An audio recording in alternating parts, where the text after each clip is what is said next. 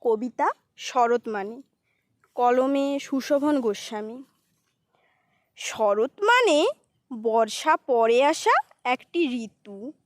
শরৎ মানে আকাশ ঘুরে বেড়ানো পেঁচা মেঘের সেতু। শরৎ মানে বাঙালির আবেগ, দুর্গাপূজার দিন গোনা।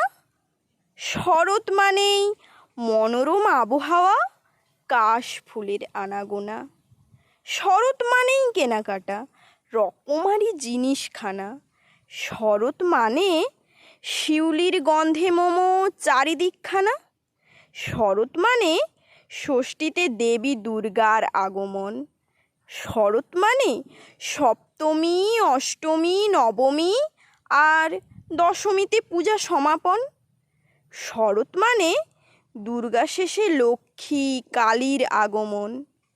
শরৎ মানে ভাতৃদ্বিতীয়াতে ভাই বোনের বন্ধন। নমস্কার।